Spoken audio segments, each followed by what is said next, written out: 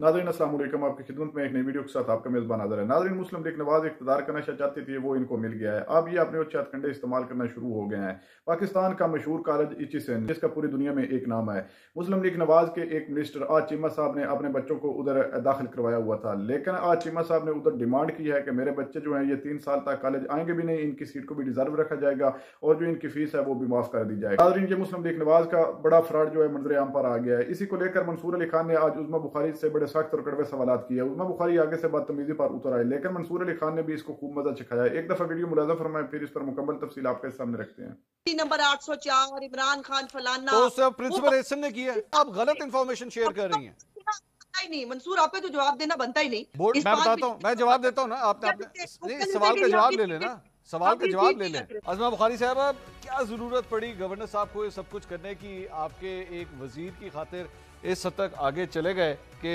Principal को इस्तीफा देना पड़ गया, और जो कुछ उन्होंने लिखा अपने इस्तीफे में वो बड़ा मतलब हैरानकुन है।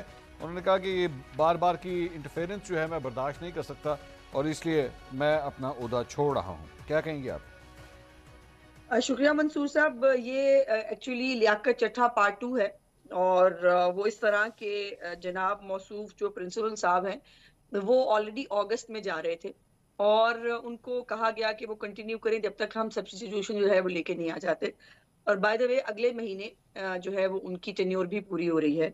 सो ये उन्होंने अब जाते जाते जो मेहरबानी फरमाई है इसके ऊपर मैं कुछ ज्यादा बात तो करके उसको वो नहीं करना चाहती, लेकिन ये जो ऑर्डर पास किया गवर्नर साहब ने, क्या ये पर्सन स्पेसिफिक है? क्या उन्होंने कहा कि ये सिर्फ आहत चीमा के लिए हो रहा है? उन्होंने कहा कि जो भी बच्चे जो तालीम यहाँ पे हासिल नहीं कर रहे लेकिन उनको फीस, और आपको पता है आपके बच्चे, मुझे मुझे मेरा ख्याल है कि एचएसएन में पढ़ते हैं, आप बेहतर बता सकते हैं कि एचएसएन की फीस कितनी है। और वो बड़ा मुश्किल होता है एक मिडिल क्लास फैमिली के लिए अपने बच्चे को एचएसएन के अंदर पढ़ाना, और उस फीस को वेव करने के लिए, और वो तमाम बच्चों के लिए है जिनके पेरेंट्स जो हैं वो जो बच्चे नहीं पढ़ रहे हैं, जो कंटिन्यू नहीं कर रहे हैं लेकिन उनको फीस जो है वो देनी जाती है, उसके लिए उन्होंने किया। और उसको जो है वो खामखा पे एक इशू बना दिया गया। हमारे मुल्क में होता है, ये ऐसा ही है।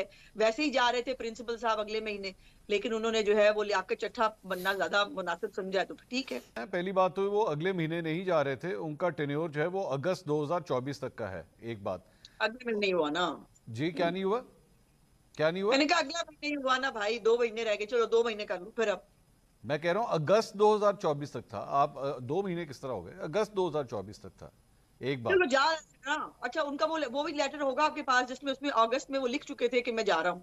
ये नहीं है आपके नॉलेज के? नहीं जी, वो बोर्ड ऑफ गवर्नर्स ने उनसे दरख्वास्त की कि आप प्लीज एक साल और कंटिन्यू करें, वो उन्होंने एग्जैक्टली रिक्वेस्ट की। एक बात एग्जैक्टली। तो उसका उससे पहले ताल्लुक जाने नहीं।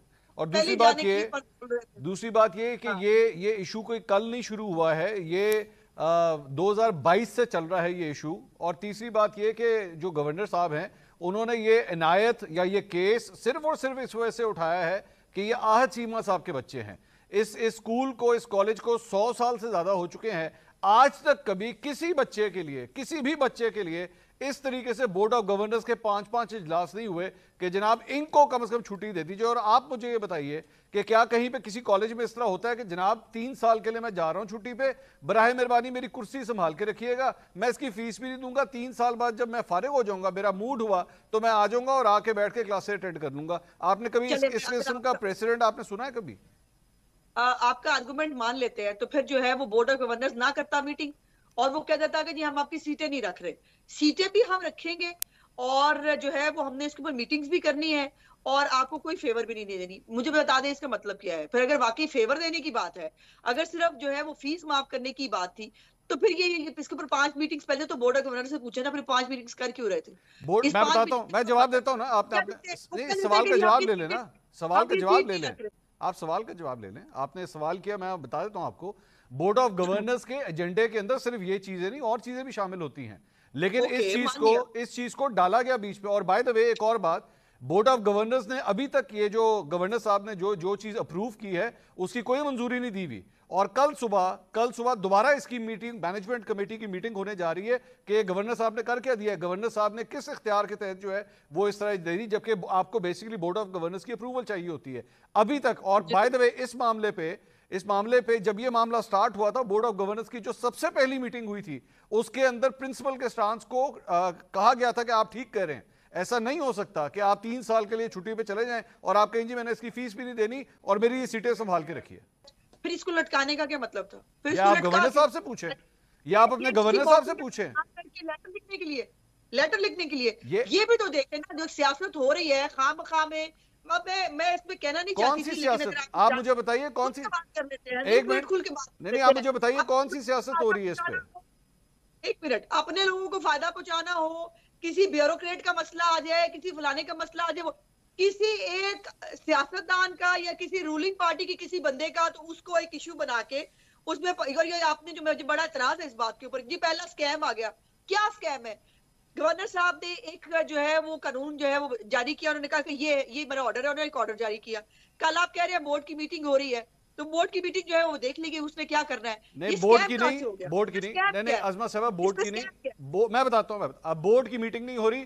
पहली बात तो मैनेजमेंट कमेटी की मीटिंग हो रही है, वो बोर्ड की मीटिंग से बोर्ड नहीं है, बोर्ड ऑफ गवर्नर्स और है, मैनेजमेंट कमेटी और है।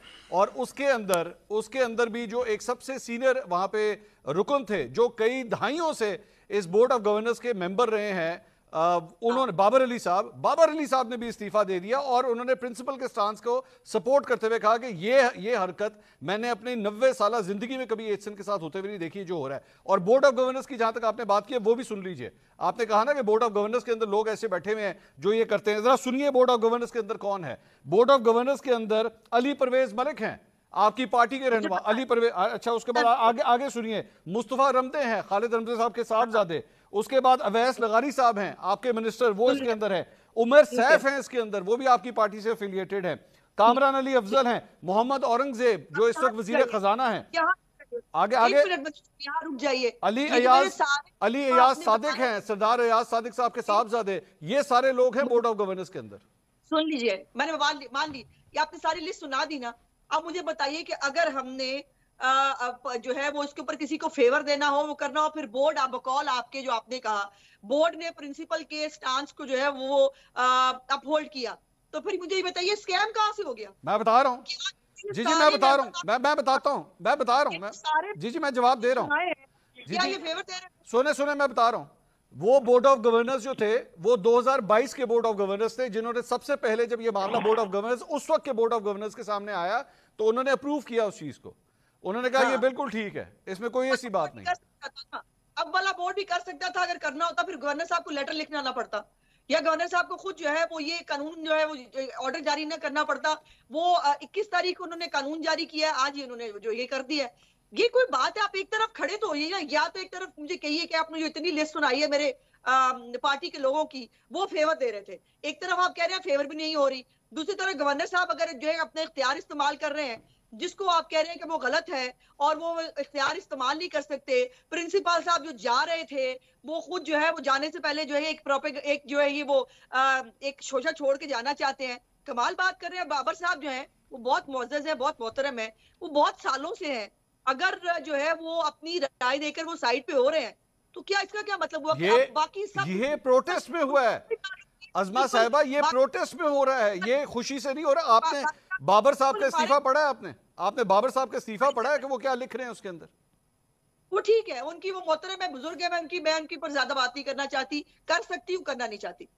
तो मैं इसीलिए तो कह रहा हूं कि आपको आपके गवर्नर, आपकी पार्टी का गवर्नर, नहीं सुने अज़मा साहिबा, आपकी पार्टी का गवर्नर आपकी पार्टी के वजीर के बच्चों को सपोर्ट करो। और आप अच्छी तरह जानते हैं, आप अच्छी तरह जानती हैं कि इस तरह नहीं होता कॉलेज यूनिवर्सिटीज में कि एक शख्स जो है वो 3 साल की छुट्टी पे चला जाए और जनाब 3 साल तक उसकी सीटें संभाल के रखें और वो फीस नहीं देगा। आप जानती है इस तरह नहीं होता, ये ज्यादती है। ये वही आज चीमा है मंसूर साहब, जो पिछले 1 साल तक जो है वो जेलें काट रहा था इमरान खान की, जिसमें उसकी हर चीज जो है वो जब्त भी कर ली गई थी।